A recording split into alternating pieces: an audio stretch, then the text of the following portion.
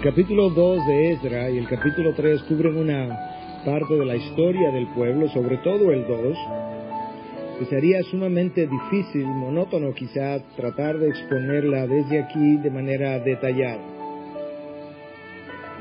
Y yo voy a leer entonces simplemente del capítulo 3 los primeros 8 versículos y luego vamos a devolvernos y tratar de en la exposición integrar y el 2 y el 3 de una manera que el 2 no nos resulte pesada, pero que tampoco le pasemos por encima. Capítulo 3, versículo 1 al 8. Cuando llegó el mes séptimo y los hijos de Israel estaban ya en las ciudades, el pueblo se reunió como un solo hombre en Jerusalén.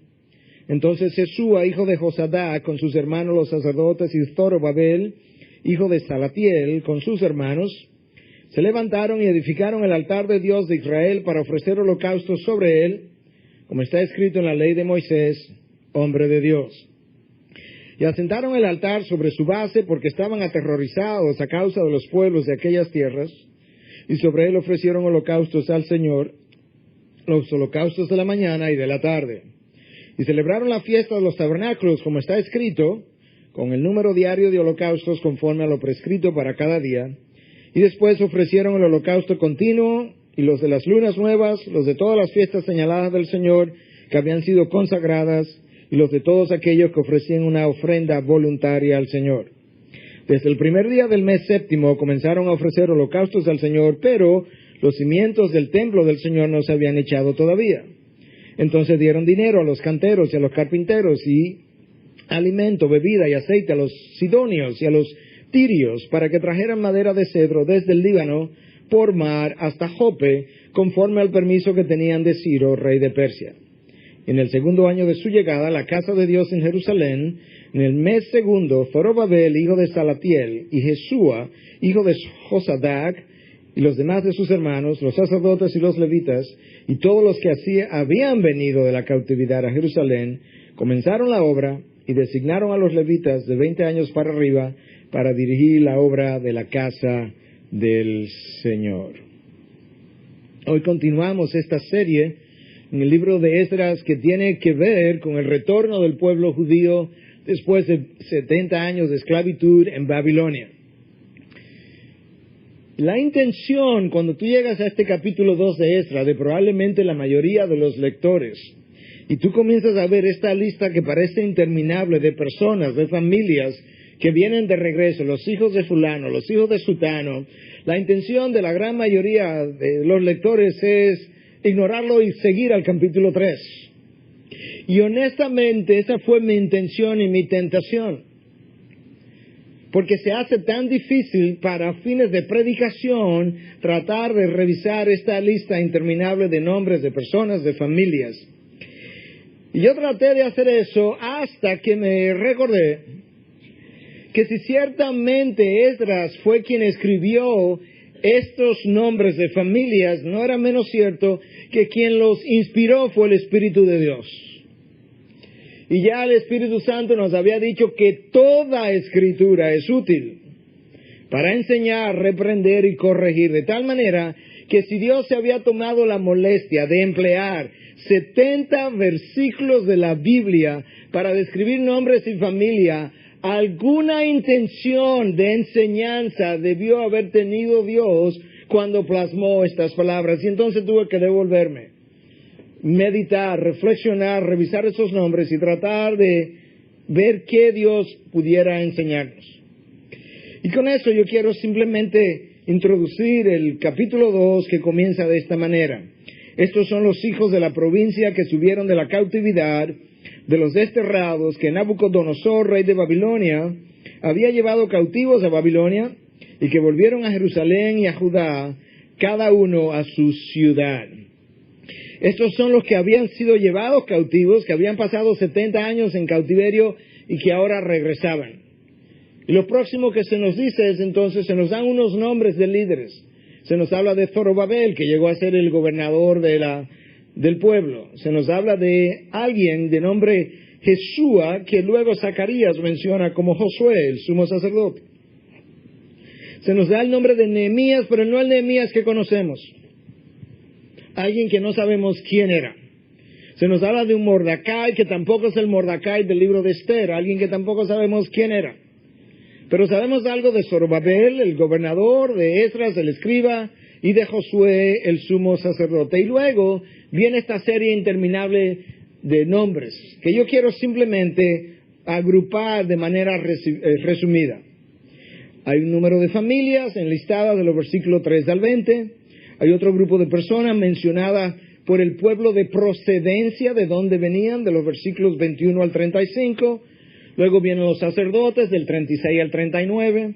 Luego los levitas, del 40 al 42. Y dentro de los levitas se mencionan los cantores, los porteros que iban a estar a cargo de las puertas del templo, y los sirvientes o servidores del templo. Luego los hijos de los sirvientes de Salomón, versículos 55 y 57. Y un grupo de individuos que entendían que eran sacerdotes, descendientes de Leví, pero cuya descendencia no pudo ser encontrada. Y al final del capítulo 2, en los versículos 64 y 65, se nos dice que el total de estos individuos que se proponían regresar era 49,987. Si yo hubiese leído esa lista aquí delante de ustedes, hubiese sido muy tedioso. Pero esta lista de genealogías, algunas enseñanzas debían tener. Y en primer lugar, yo quiero que veamos que con toda probabilidad esta lista de individuos serviría para al regresar ver quiénes tenían derecho legítimo a reclamar la propiedad. ¿Por qué? Porque en el pueblo judío era inconcebible pensar que la tierra pasara de una familia a otra. La tierra estaba supuesta a permanecer dentro de la familia y las generaciones posteriores tenían el derecho de reclamar la propiedad de generaciones anteriores. Hasta el punto que antes de irse al exilio, estando la ciudad de Jerusalén rodeada, sitiada, a días de caer, sabiendo Jeremías que ya se iban al exilio, Dios le dice a Jeremías que le compre una propiedad a su primo que estaba en manos de otra persona porque Jeremías tenía el derecho de redimirla. No tenía ningún sentido invertir ahora la ciudad sitiada y a punto de irnos. Pero Dios le pide a Jeremías que redima la propiedad, pero se lo dice con esta intención. Para que se sepa en años posteriores al regreso, 70 años después, que en este lugar ha de construirse y venderse tierra otra vez. De tal manera que Dios estaba no solamente haciendo la predicción de que este pueblo se iría, pero regresaría a este lugar, sino que estaba haciendo provisión. ¿Por qué? Porque cuando Jeremías compra el terreno, resulta que lo compra de la tierra de Anatot. Y en la lista del capítulo 2, hay 125 individuos del pueblo de Anatot que ahora regresan. Cuando ellos regresaran, ellos iban a venir y decir, ¿dónde está la tierra que Jeremías compró, cuya evidencia está aquí, que él se la compró a su primo fulano y que hoy nos pertenece a nosotros? Esta lista al regresar iba a servir por lo menos para establecer quién tenía el derecho legítimo a reclamar la tierra. En segundo lugar, la lista serviría para mantener claramente la distinción entre los que verdaderamente eran judíos, israelitas, y aquellos que pudieran estar mezclados. Los samaritanos ya estaban en el lugar y era una raza que se había mezclado con pueblos ajenos, extranjeros, algo que le había sido prohibido precisamente porque sus dioses paganos iban a contribuir, sus costumbres paganas también, a corromper al pueblo. Cuando el pueblo pasa 70 años en Babilonia, ellos han aprendido algunas cosas. Y una de esas cosas que han aprendido es su prohibición a no mezclarse con el pueblo extranjero necesita ser mantenida. Esta lista establecía quién era ciertamente un judío que venía como descendiente de Abraham. La lista también iba a servir para asegurarse que aquellas personas que iban a ejercer el sacerdocio ciertamente fueran descendientes de Leví, descendientes de Aarón. De hecho, hubo un grupo de sacerdotes que se presentó, un grupo de personas, y que le dijeron al gobernador, nosotros somos descendientes sacerdotales. Y escucha lo que dice el versículo 62 y 63 del capítulo 2. Esto buscaron en su registro de genealogías, pero no se hallaron, y fueron considerados inmundos y excluidos del sacerdocio. Y el gobernador les dijo que no comieran de las cosas santísimas hasta que un sacerdote se levantara con Urim y Tumim. Estos individuos creían que eran descendientes sacerdotales, pero no había evidencia. Y antes de que ellos se inmiscuyeran en el trabajo del templo, el gobernador le dice, no le pongas la mano a nada santo, y tenemos que esperar a que un verdadero sacerdote con Urim y Tumim, que no son dos individuos, no sabemos exactamente lo que eran, pero eran dos piezas X, que cuando Aarón comenzó a ejercer su sacerdocio estaba supuesto a llevar sobre su pectoral, y que en los casos de dificultad en discernir la voluntad de Dios serían tirados, y Dios lo movería sobrenaturalmente para encontrar su voluntad. Que venga un sacerdote con esas dos piezas de Urim y Tumim, y entonces se pueda determinar con certidumbre si son o no son. Porque no nos vamos a coger el riesgo de ser maldecidos por Dios por tener personas no sacerdotales ejerciendo el sacerdocio. Esta gente ha aprendido algo. Esta gente ha aprendido que con Dios no podemos jugar y que sus cosas sagradas verdaderamente son sagradas. 70 años en Babilonia le ayudaron a entender algunas cosas. En tercer lugar, esta lista, que yo le recomiendo que usted lo lea en su casa, esta lista serviría para probar la continuidad de este remanente que ahora regresa con el pueblo anterior. Dios ha querido dejar rastros claros, evidencia, desde que Él llamó a Abraham hasta el día de hoy. Él se ha reservado un remanente que mantiene una continuidad de una generación a la próxima. Y este pueblo iba a probar que este remanente tenía continuidad con los descendientes anteriores. Y el pueblo de hoy, la iglesia de hoy, necesita recordar como iglesia que nosotros somos un pueblo de Dios con una historia y una continuidad, que nosotros no podemos, al igual que este grupo no podía, despegarse simplemente del pasado y pretender que no existía, que no existió, que hay un legado espiritual que Dios va dejando en cada generación y que Dios espera que esa generación se lo pase a la próxima generación de tal manera que la continuidad hable de la, valga la redundancia, la continuidad del propósito de Dios en el pueblo de Dios y cómo Él, a través de los siglos, preserva a su pueblo. Nosotros como iglesia necesitamos recordarle eso a la iglesia de hoy, a la iglesia moderna, que muchas veces quiere despegarse del pasado, inventar su propia historia y pretender que no hay una continuidad con el legado espiritual que reformadores y otros nos dejaron en el pasado.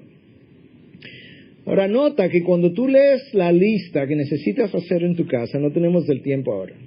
Esta gente regresa no de manera personal o individual, regresa por familia, como comunidad, como pueblos, todos unidos.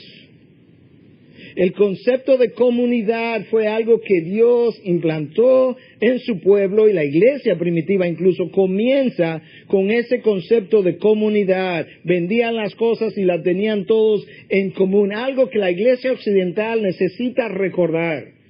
Porque nosotros en Occidente somos muy personales, individualistas.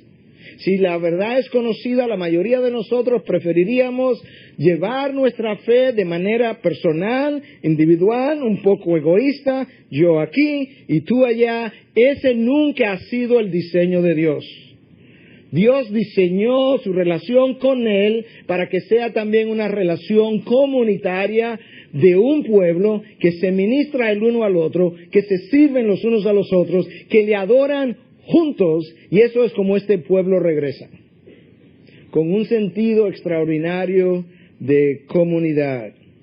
Todavía en Israel, a pesar de lo lejos que están de lo que es aún la revelación del Antiguo Testamento, existen los famosos kibbutz, donde la gente vive en comunidad. En aquella ocasión, si yo tenía un invitado en mi casa, mi vecino entendía que no era simplemente mi invitado, era mi invitado primero y el invitado de todos nosotros, que teníamos que contribuir a que él se sintiera bien. Y ese sentido de comunidad, la iglesia de Occidente carece de él por completo. A manera de aplicación, ¿cómo estás tú llevando tu vida en medio de nosotros, la IBI, la Iglesia Bautista Internacional? ¿Estás integrado a una comunidad o la lleva más bien de manera individualista? Porque ese no es el diseño de Dios. Eso es más un deseo del viejo hombre que quiere permanecer aislado, quiere permanecer de visitante, vengo el domingo, escucho y me voy, pero no es el diseño de Dios para su pueblo. Y este pueblo regresa organizado de manera comunitaria, familias, pueblos, que van a habitar a un mismo lugar.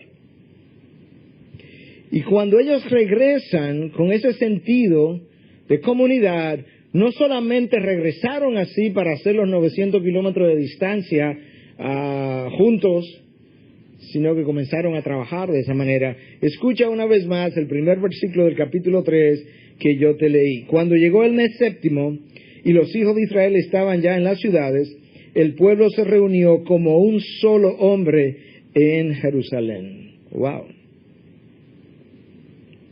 Como un solo hombre. Se parece esto mucho a cuando tú lees la historia de la iglesia en el libro de los Hechos, que dice que era de un solo sentir y un solo corazón. Ahora se nos dice que esta gente se reunió en el mes séptimo, el mes más sagrado del calendario religioso del pueblo judío, como un solo hombre.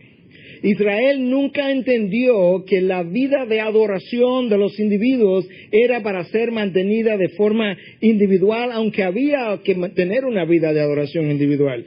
Pero entendió que la adoración a nuestro Dios era primordialmente corporativa, comunitaria. Que todo el pueblo de Dios se pudiera reunir como un solo hombre y ofrecer sacrificios y cantos y alabanzas a Dios. De ahí las múltiples fiestas que ellos tuvieron. Fiestas que eran celebradas de manera comunitaria. Y esperaron el séptimo mes para dar reinicio a este trabajo. El mes séptimo del calendario oficial, del calendario civil, pero el primer mes del calendario religioso. Y ese séptimo mes era el mes más sagrado.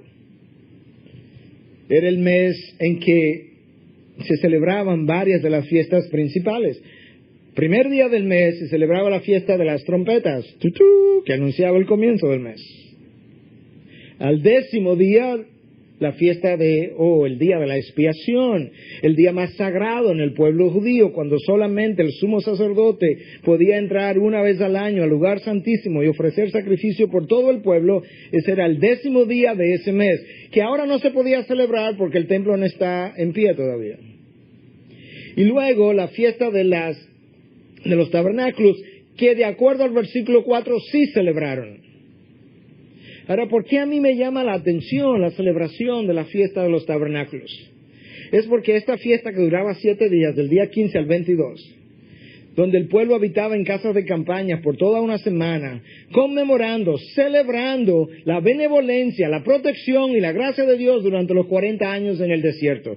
Este pueblo que tiene 70 años en el cautiverio, regresa para darle gracias a Dios por su benevolencia, por su protección, por su guianza en el desierto por 40 años. Ellos entendieron que quienes habían desviado eran ellos y que Dios, a pesar de las vicisitudes por lo que los hizo pasar, seguía en su trono siendo bueno y misericordioso. Y yo creo que algo que llama la atención es que este pueblo que se va y regresa, no regresa resentido, no permanece herido, no está amargado y no está sospechoso de las formas de Dios. ¿Quién sabe? Uno no puede confiar mucho con Dios porque mira cómo nos trató. Y cuando tú traes eso como principio de aplicación a la vida de iglesia hoy, yo creo que tú puedes hablar de individuos que hoy se desvían, se accidentan espiritualmente, se alejan de Dios. Y cuando tratan de regresar al pueblo de Dios, regresan resentidos, heridos, sospechosos del otro. Y tratan incluso de regresar, pero manteniendo la distancia y permaneciendo en la periferia, cuando ese nunca ha sido el diseño de Dios y no hay manera de poder agradar a Dios de esa forma, porque Dios quiere que yo regrese y me inserte nuevamente dentro de lo que es la vida de comunidad de su pueblo como Él originalmente la diseñó. Este pueblo regresa con un espíritu, una disposición de alabar a Dios, de reverenciar a Dios y con agradecimiento. Este pueblo entendía que nada hacemos nosotros con cantar, predicar la palabra, levantar nuestros brazos si no hay un sentido de agradecimiento hacia Dios. No podemos hablar y decirle a Dios en oración, Dios, gracias por esta comida o gracias por mis hijos, cuando mi estilo de vida, mi hablar no refleja una actitud continua de agradecimiento. Porque no importa las circunstancias en las que esté, no importa la ocasión, el lugar, el día, la hora en que yo esté, si la verdad es conocida, yo siempre estoy mejor de lo que merezco. Y lo decimos, pero no lo vivimos. Este pueblo regresa y una de las primeras cosas que quiere hacer es ofrecer sacrificios de agradecimiento.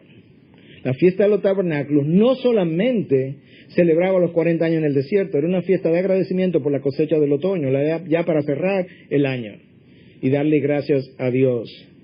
Eso es impresionante, habiendo venido de 70 años de castigo. En cuarto lugar, esta lista, cuando tú la lees con detenimiento, te enseña que este pueblo tenía claro a qué regresaba.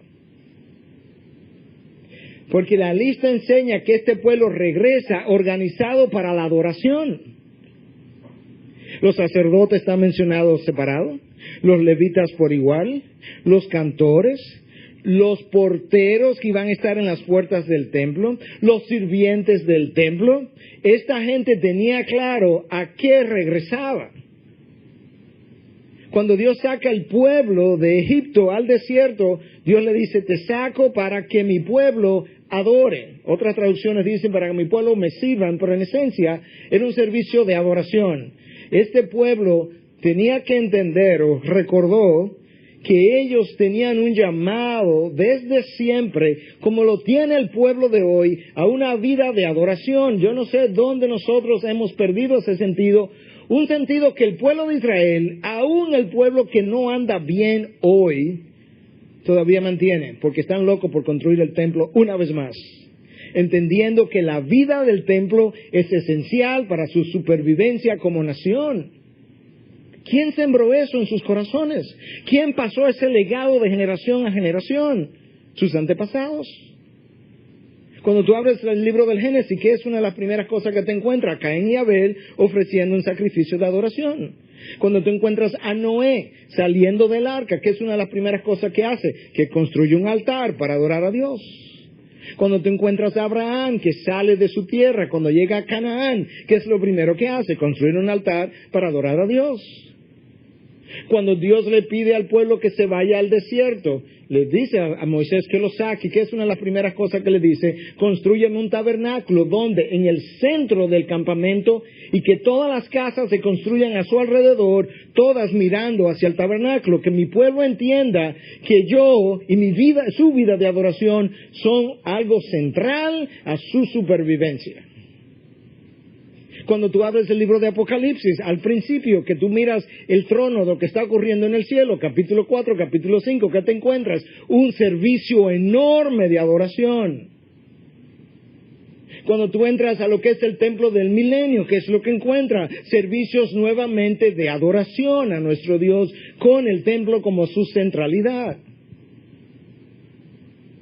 La iglesia de hoy, el creyente de hoy necesita recordar que de la misma manera que este pueblo regresa, de esa misma manera, el que se ha desviado y quiere regresar, debe observar un patrón similar. Él piensa que tiene que regresar, toma la decisión de regresar y regresa. No como algunos con quien yo he hablado, muchos de hecho. No, yo sé que tengo que regresar. No, yo sé que yo voy a regresar. Ni yo sé, ni tengo, me van a ayudar. Es regresar. En segundo lugar, si voy a regresar, necesito hacer de mi relación con Dios mi vida de adoración, algo central para construir el resto. Y eso es importante. Esta gente tuvo ese cuidado. Nosotros no vemos a este pueblo que llega cansado y dice, ay no, tenemos 70 años de esclavos, descansemos un rato primero.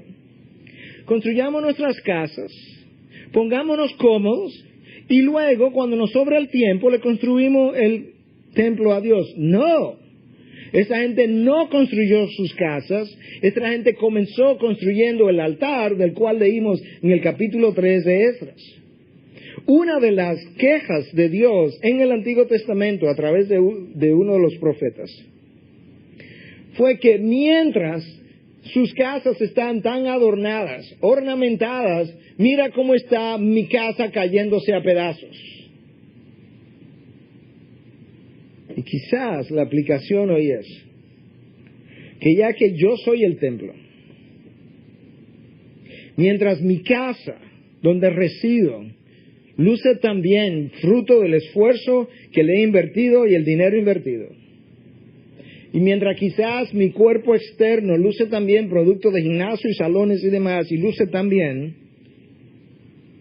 mientras mi templo interior, el verdadero templo, donde reside el Espíritu Santo, se está cayendo a pedazos. Que quizás yo debiera emplear alguna de las horas que le doy a lo que es la apariencia externa del cuerpo y de mi casa y dársela a lo que es el cuidado del templo espiritual que yo soy, porque en mí reside el Espíritu de Dios. Que de la misma manera que esta gente no construyó sus casas sin haber hecho el templo de Jehová, nosotros no construyamos y empleemos tiempo en lo externo sin primero dedicar tiempo en la preparación, la cultivación del hombre interior, que es donde está mi verdadero templo. Esta gente sabía a qué venía. Los levitas estaban preparados, los sacerdotes también, los cantores, los porteros y los sirvientes del templo. Ahora nota que el capítulo 3, el versículo 1 nos dice que el pueblo se reunió como un solo hombre. El versículo 2 nos dice que se levantaron, edificaron el altar de Dios y ofrecieron holocausto, como está escrito en la ley de Moisés. Este pueblo aprendió otra cosa. Tú no vienes y regresas de Babilonia después de 70 años y dices, bueno, yo me acordaba que esto era más o menos como se hacían los sacrificios. Yo me acuerdo que más o menos esto era como se construían los altares. No. Tenemos que volver a la ley, como aparece y como está escrito en la ley de Moisés. Tenemos que volver a la ley y a los fundamentos. Encontrar cómo se construía el altar y el templo y cómo se ofrecían los sacrificios y hacerlo conforme a ese patrón. Ese pueblo ha aprendido que no se trata de opiniones. Yo no creo, no me parece, yo no estoy de acuerdo, como si eso tuviera algún valor. Lo único que tiene valor es cuál es la opinión de Dios. Y este pueblo dice, ok, lo vamos a hacer, pero lo vamos a hacer conforme a la ley de Moisés. Y fueron y buscaron, y encontraron, y edificaron conforme a como la ley mandaba. El interés era volver a poder adorar a nuestro Dios. Si yo me accidenté en el camino y me dañé mi vida, dañé mi matrimonio o mi familia, y yo decido regresar, qué bueno. Pero yo nada hago con tratar de reconstruir cualquiera de esas cosas si primero yo no me dedico a cultivar una vida de relación interna, interior, íntima, de adoración a mi Dios. El resto no va a funcionar. Yo necesito comenzar a reconstruir por el mismo lugar donde ellos comenzaron a reconstruir. Dios sabe que lo importante no es tanto lo que ocurre afuera, es lo que ocurre verdaderamente adentro, donde Dios es honrado, glorificado, edificado, o donde Dios es avergonzado. Y nosotros necesitamos observar esos patrones. Versículo 1, versículo 2, versículo 3 ahora. Y asentaron el altar sobre su base, porque estaban aterrorizados a causa de los pueblos de aquellas tierras. ¿Tú escuchaste lo que yo escuché? la razón de plantar el altar rápidamente. Estaban atemorizados de los pueblos de alrededor. ¿Tú sabes por qué eso llama la atención? No llama la atención que estuvieran atemorizados, es normal, es un grupito de personas, de 49,000 y pico de personas, muchos de los cuales eran niños y mujeres. Y hay una gran cantidad de pueblos paganos alrededor que probablemente estaban celosos de que esta gente volviera a pedir tierra que ellos ya habían estado ocupando. El miedo es normal. Lo anormal es que tú no lees que al estar atemorizado de los pueblos de alrededor, que no construyeron un ejército, no se compraron más caballos, no se compraron más espadas, no se compraron más arcos, sino que construyeron un altar. Este pueblo había aprendido que su seguridad no está en la fuerza del hombre, no está en lo material, está en lo espiritual. Este pueblo había aprendido que Jehová ciertamente era su escudo y su fortaleza, que si iban a pelear, iban a tener que pelear vía adoración delante de Dios para que Dios hiciera el resto. Cuando Dios manda a ungir a David, una de las cosas que le dice es: David, no quiero que tenga muchos caballos, no se te vaya a ocurrir en alguna ocasión que tus victorias futuras te la dan tus caballos y tus fortalezas de ejército. A David se le olvidó eso. Y en un momento dado de olvido, de los varios que David tuvo, se le ocurre hacer un censo. Su siervo tiene más sentido común que David. Le dice: David, ¿para qué? ¿Desde cuándo nosotros hemos hecho censo para saber la fortaleza con que contamos? No, yo quiero un censo. Ok, ahí va el censo. ¿Sabe qué pasó? Dios juzgó a Israel y 70,000 personas murieron por haber confiado en nosotros y no en Dios. Este pueblo se va 70 años y cuando regresa están atemorizados, tienen miedo, pero no compre caballos. Ni trato de levantar ejército. ¿Y entonces qué vamos a hacer? Levanta un altar. Wow, el texto lo dice. Asentaron el altar sobre su base porque estaban aterrorizados a causa de los pueblos de aquellas tierras. Y ofrecieron holocausto al Señor. Y los próximos versículos entonces básicamente nos describen los tipos de holocausto que ofrecieron. Uno en la mañana, uno en la noche, los de luna nueva. Celebraron la fiesta de los tabernáculos. Todo eso está en los próximos versículos del 5 al 7 más o menos, 4 al 7. Pero en la reconstrucción y el ofrecimiento de estos sacrificios, el pueblo mostró lo agradecido que estaba de su Dios, a pesar de su experiencia. Y si nosotros entendiéramos la mano de Dios como ciertamente es, nosotros estuviéramos agradecidos de Dios no solamente en los buenos tiempos, estuviéramos agradecidos de Dios aún en los peores tiempos, porque una vez más, si la verdad es conocida, nosotros no estuviéramos la imagen de Cristo que tenemos hoy, la que sea, pero no estuviéramos ahí si no hubiese sido por los tiempos de dificultad y tribulación que Dios permitió para trabajar más grandemente en nosotros en esos tiempos. De manera que nosotros debiéramos en los tiempos difíciles decir: Dios, gracias porque me tienes en el yunque y me está moldeando. Y eso es lo que este pueblo experimentó en Babilonia y como viene ya cambiado. El miedo era normal, pero nota algo. El miedo no impidió que ellos hicieran lo que les tocaba hacer: construir el altar. Nosotros muchas veces, movidos por el miedo, dejamos de hacer lo que Dios entiende yo debo hacer para hacer esto que tiene que ver con mi fortaleza, o mi preparación, o mis dones, o mis talentos. Hey, yo voy a hacer esto para yo asegurar que esto ocurra.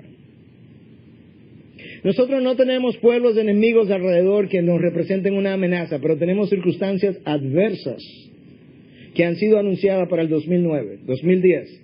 Tenemos una bolsa de valores que se está desplomando. Mi respuesta como cristiano no es asegurar mis ingresos, no es asegurar mi trabajo, no es asegurar mi cuenta de banco. Mi respuesta como cristiano es a reparar, reconstruir y mantener mi altar personal delante de Dios. Él es mi escudo y mi fortaleza en medio de las peores circunstancias. Pero en vez de hacer eso, nosotros nos vamos al mundo y tratamos de garantizar mejores ingresos, garantizar mi trabajo, y Dios dice: bueno, pues si eso tú crees que te puede proteger, pues dile a tu jefe que te proteja y conmigo no cuentes. Este pueblo ha entendido. Este pueblo tiene un poco más de sabiduría, tiene un poco más de discernimiento, tiene un poco más de confianza.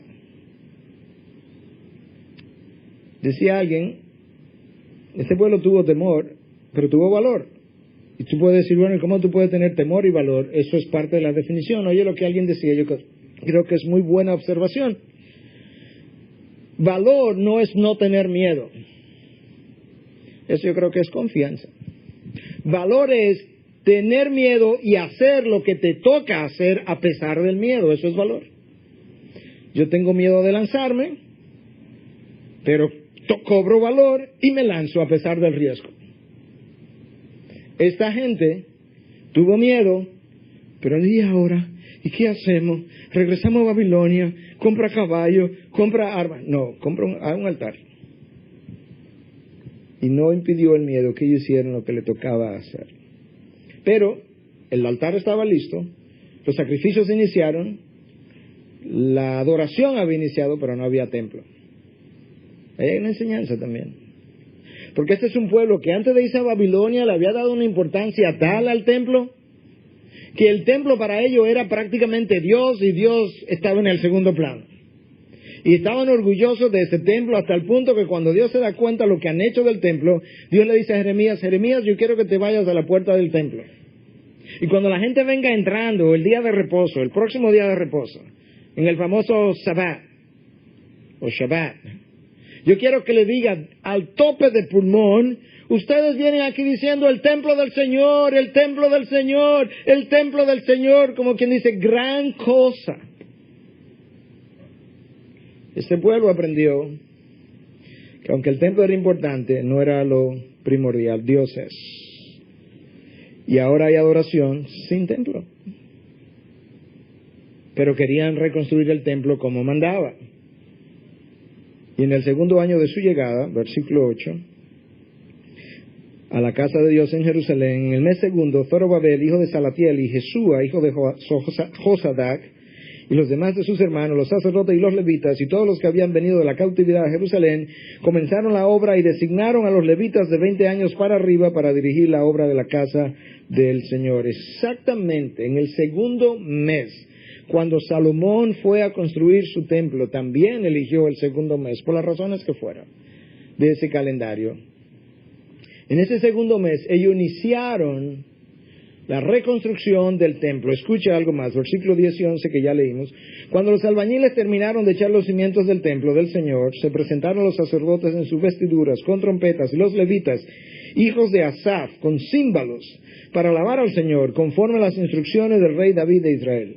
Y cantaban, alabando y dando gracias al Señor, porque Él es bueno, porque para siempre es su misericordia sobre Israel.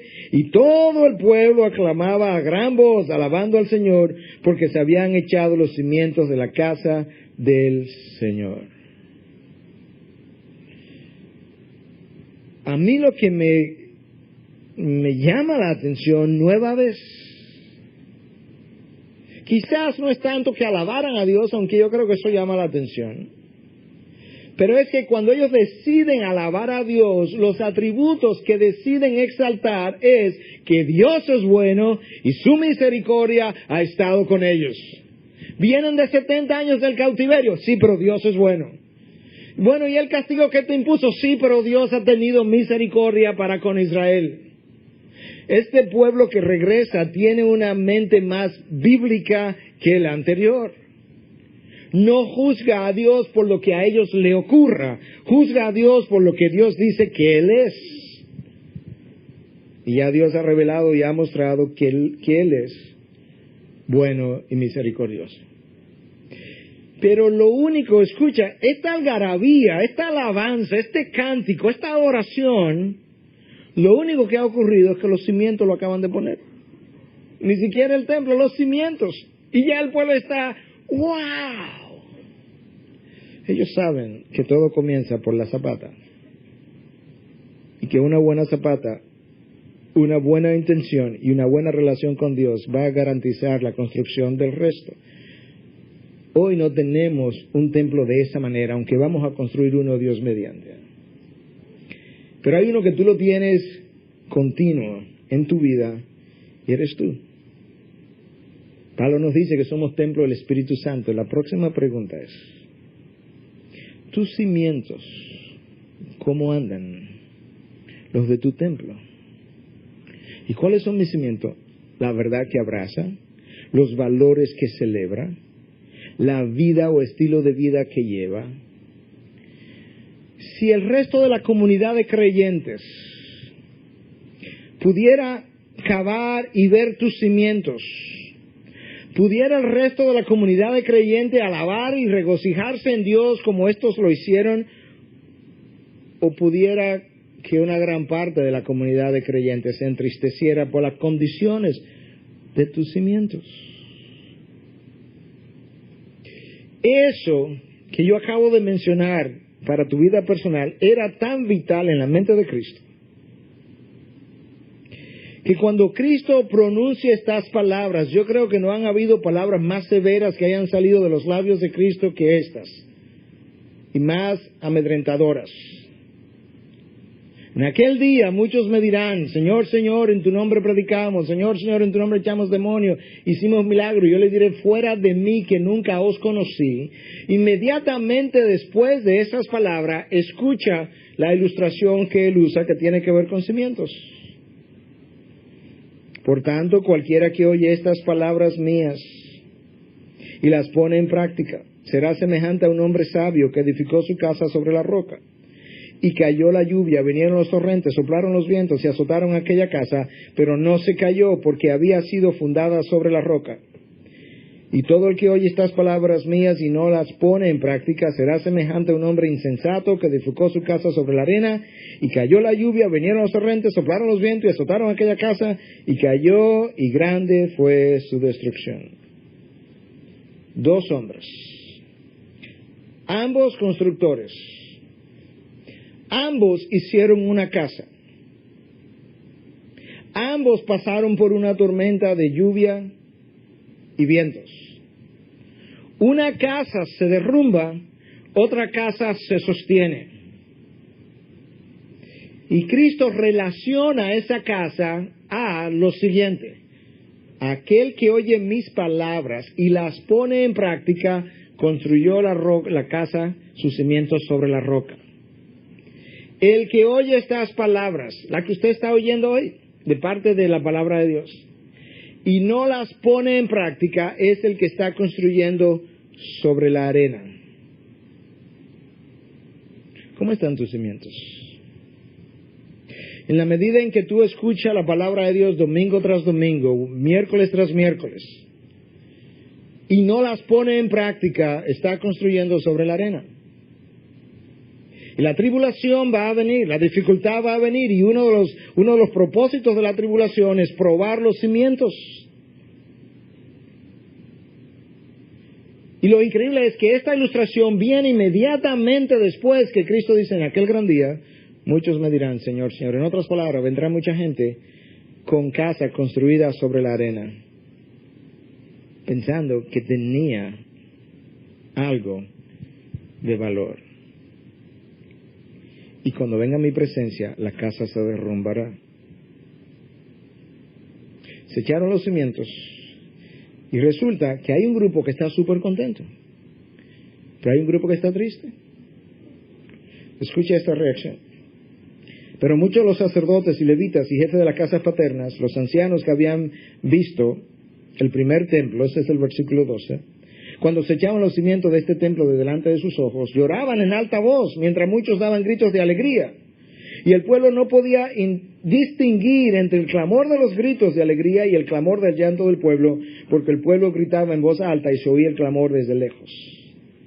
Los cimientos están echados, hay un grupo que está triste y otro que está contento. ¿Quiénes lloraron?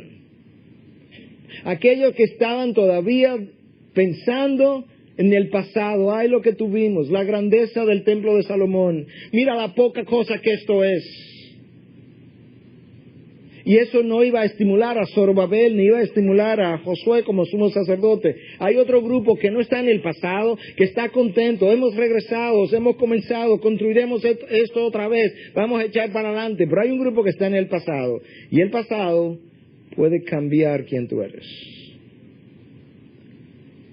Y el pasado me puede volver un motor que empuja el barco hacia adelante o un ancla que no me deja mover.